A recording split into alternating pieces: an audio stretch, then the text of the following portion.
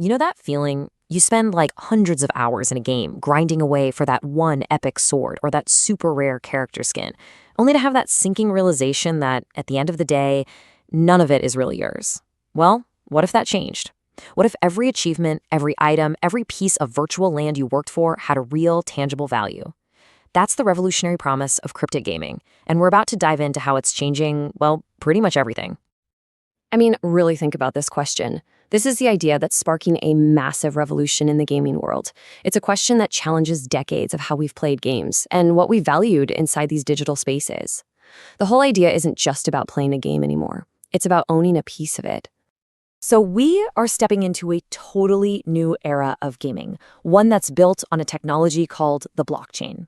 And listen, this isn't just some niche thing for tech geeks anymore. It is quickly becoming the fastest growing part of Web3, pulling in millions of players and, frankly, billions in investment. It's a global phenomenon. Just imagine a world with no middlemen, a world where the game company doesn't just, lease you your items. In this new model, you are the verified owner. That incredible sword you spent weeks forging, it's your asset. That little plot of land you bought and developed, it belongs to you, and nobody can just take it away. Okay, so how does this all actually work? What exactly is blockchain gaming? Really, it's a fundamental shift in the entire philosophy of play. We're moving from a model that's purely for entertainment to one that combines all that fun with genuine economic value. So, at its core, blockchain gaming takes digital assets, you've probably heard of them as NFTs and crypto tokens, and it weaves them directly into the game's mechanics. This isn't just about getting a high score anymore. It's about acquiring actual assets with real, provable ownership that's recorded on a secure digital ledger. And this right here is where the difference becomes crystal clear. In traditional games, you're basically just renting your items. If the servers shut down, poof, everything's gone. But here, you truly own your assets. Their value isn't locked inside the game. It can be traded on open markets. This shift is really the heart of the revolution. The economy goes from being closed and totally controlled by the developer to being open and driven by the players themselves. So this new model has led to an absolute explosion in popularity. Seriously, this is not a slow burn, it's a wildfire. Let's take a look at why millions of people are flocking to these new virtual worlds. And yeah, we're talking about millions of active users. These aren't just games anymore. They're becoming vibrant digital nations with their own economies, their own currencies, and their own markets, all powered by the players. The scale is already just immense. So why is this happening so fast? Well, first off, the financial incentives are very real. In some parts of the world, the income from these games can actually compete with or even beat local wages.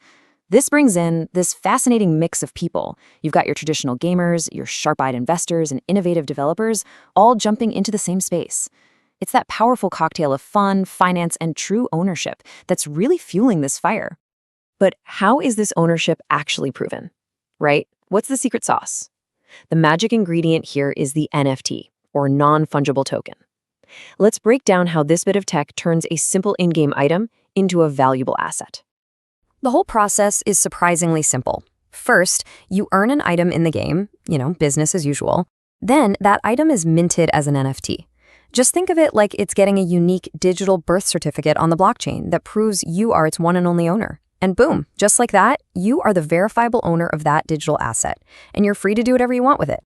You see, NFTs give these game assets superpowers. They're unique, for one. Their rarity is proven on the blockchain, so you know that super rare sword can't just be copied and pasted a million times. They're also easily tradable on marketplaces outside of the game itself. And maybe the most exciting part is this idea of portability. I mean, imagine taking your favorite character or your best weapon from one game into a completely different one. But this isn't just about individual players getting rich. When you introduce real value and real ownership into a game, something fascinating starts to happen. Communities and entire economies start to form around it. These games are becoming platforms for brand new social and economic structures. This phrase right here really captures the new spirit. It's not just about your individual success anymore. The players who are the most successful are often the ones who work together, who share strategies, resources, and, of course, the rewards. So what we're seeing is the rise of these powerful guilds, where players pool their assets to compete at much higher levels. Communities are organizing their own tournaments and events, totally separate from the developers. And these virtual economies, they're even creating new kinds of jobs and opportunities, everything from NFT traders to virtual land developers, all inside the game's ecosystem. Now, as exciting as all of this is, we got to remember that we are in the very, very early days. The technology is still evolving, the games are getting more and more sophisticated, and the story is really just beginning to unfold. And to really understand the power and, the pitfalls of this new world, we're going to do a deep dive into the story of the game that, for many, started it all, Axie Infinity. We'll look at its incredible rise, the major challenges it ran into, and the crucial lessons it taught us about the future of gaming. So you're definitely going to want to join us for that one. So as we wrap this up, I want to leave you with this thought. The line between being a player and being an owner is blurring. The virtual worlds that you pour your time into could soon become your own property. So the question isn't just how you'll play the game anymore. It's what will you build, what will you create, and what will you achieve with your piece of it? Level up your Web3 knowledge. Hit subscribe, drop a like, and stay tuned.